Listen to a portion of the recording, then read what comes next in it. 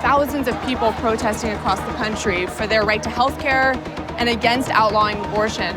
I mean, the size of these protests represents that a majority of Americans, around 61%, say that abortion should be legal in some form.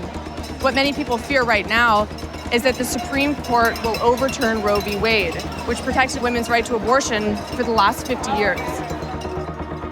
In early May, the unprecedented leak of a draft opinion signaled the court's intention to overturn all or part of Roe v. Wade. The shock felt by millions of American women underscores what could be a new reality in this country: zero federal protections for this kind of medical care. That would mean a total of 26 states, more than half the country, attempting to outlaw abortion overnight, including Louisiana.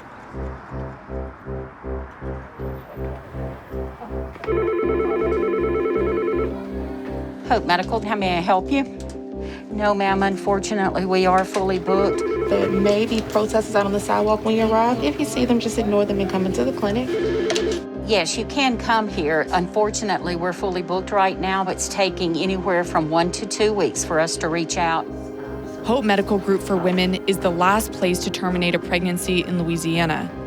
As surrounding states have restricted abortion, staff here have seen a roughly 70% increase in the number of women coming in for care. Okay, you're welcome. Take care. Kathleen Pittman has been running this clinic for 30 years. Hope Medical, this is Kathleen. How may I help you? Do you ever have to turn women away? We are turning women away. We're giving them numbers. We're referring them to, Colorado. We're on the phones every day. People crying. Because they can't get in anywhere. Do you think in a few months, after 42 years of this clinic being open, you could be closing your doors?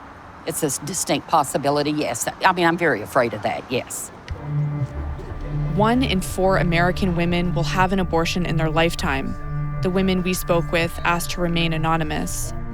I can't physically, financially take care of another baby.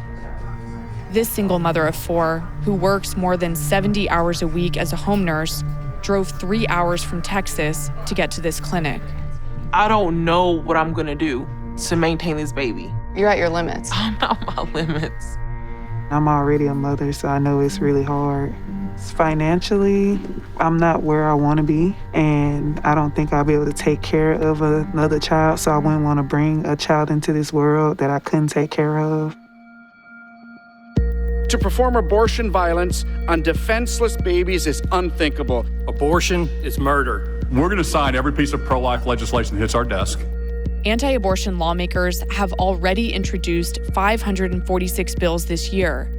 Some criminalize abortion, others would make contraception illegal, and one would allow individuals to sue anyone helping a woman cross state lines to get an abortion. We're at the Oklahoma State Capitol to meet with Senator Nathan Dahm. He's authored some of the strictest abortion legislation in the country, which will force more women to carry out their unplanned pregnancies. What's clear is that these laws will create an incredible financial burden. What's unclear is who is going to pay for this.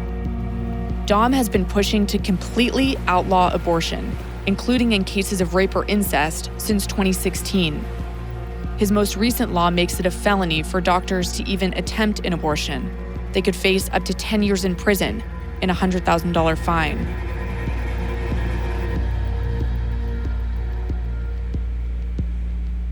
You're attacking this issue from multiple different angles here. How do these legislations collectively compare to other laws in the country? My Senate Bill 612 is from conception, with the only exception being the life of the mother. So I believe it is the most pro-life piece of legislation in the country right now that has been signed into law. So how much public funding goes to these mothers in need? I don't have the statistics. I can get you those specific numbers. But like I said, there's not just public money that goes to it. There's also private resources. Churches and nonprofits and those entities should be stepping up, and they should be the primary ones to do that because they do better with resources than the government does. But I ask that because you're saying that there's enough. There's enough money, there are enough resources for these mothers, but you don't know how much public money goes to them? We haven't finalized our budget for this year. Every year we do have a budget that we do allocate money for that. But knowing that you were going to, outlaw abortion this year, why not get that funding in place last year? I mean, it's like you're waiting for women to be in incredibly desperate positions before you help them. We did not know any of these bills that were going to pass. Well, I knew I would be working on it, but in this legislative process, you never know what bill will ultimately make it across the finish line. It's often in the states outlawing abortion where it's hardest to raise a child. The Oklahoma legislature allocated $3 million this year to what Dom sees as the solution: pregnancy resource centers, or PRCs, clinics that offer diapers and baby clothes, along with counseling. That's enough for each mom who has a baby after an unintended pregnancy to receive 1 month's supply of diapers. It's not enough. Without additional support from private funding, many American moms may not be able to afford food or housing. I got warm gel for you today. Good. It's better than cold gel. You see the wave? Yeah. Each one of those? Yeah. That's cardiac movement. Oh my gosh. There's a heartbeat. Aww. You hear it? Yeah, I did hear it. Courtney Barker is 29 weeks pregnant. She spent most of her pregnancy at the Cottage, a PRC and maternity home that dissuades women from getting abortions by offering resources like regular meals, housing, job placement, and parenting classes during pregnancy and a year postpartum. Can't wait to see his face. He's gonna be so cute. I know. He's gonna be awesome. Every new mom experiences a lot of stress. Is there anything that's making you nervous? I've actually had a couple of emotional breakdowns, but I'm doing better than I would if I was alone. We're the second owners of this property, and we knew when we saw this place that this was going to be the Cottage. The need for the services Julie Mercy's program provides will likely increase dramatically. I know our legislators, and I know their intention is to be the most pro-life state in the United States. What does it mean for you all? You'll continue doing what you're doing, but I would imagine there are going to be more women that are going to be saying, hey, Julie, we need a bed. We need to be looking at what does it look like a year from now? What does it look like 3 years from now? As we have to say no or turn someone away more frequently. What do we need to do in terms of raising the funds, building the facilities, being ready for the increase of numbers? This is my room.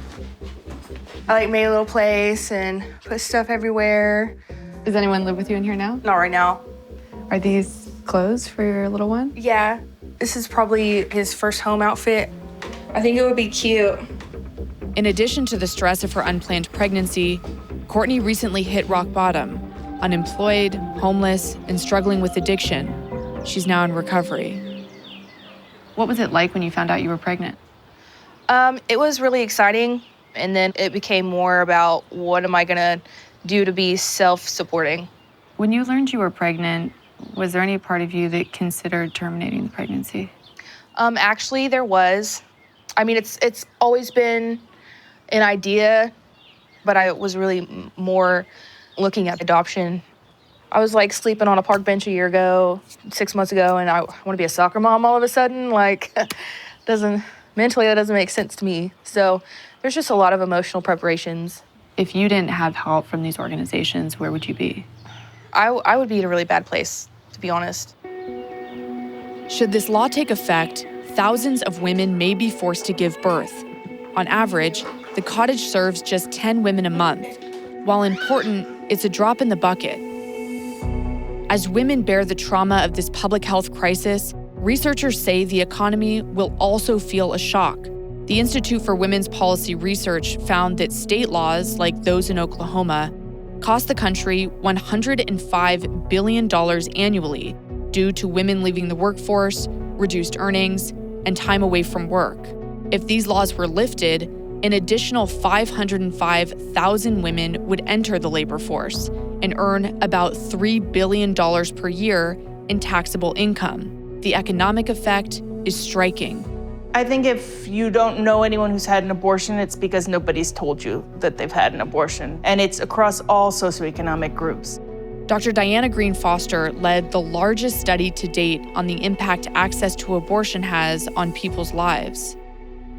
Women make up 57% of the workforce. So what happens when they're denied access to an abortion? What we see from our data is that people who are denied an abortion have a sharp increase in not working, a sharp decrease in full-time employment, and over 50% are no longer working at all. So there'll be more families trying to raise kids without enough resources to pay for basic living needs. There's nothing good in that for the economy.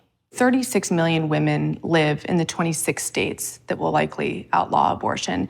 The scale of this is enormous, and it just makes me think that, all of us will feel this impact. Yes, this will result in more kids being raised in poverty, more women dying of maternal causes. This is a long-term problem that will be largely hidden from us. There's no catching up. When you have a newborn baby that you don't have enough resources to take care of, there's no making up for that. The Supreme Court will announce their decision by early July. Until then, millions of Americans brace for what could be the end of their right to a personal freedom. Are we gonna stand for this? Are we pissed the fuck off? So it's time for us to get together and fight. Hell no, we won't go. We will act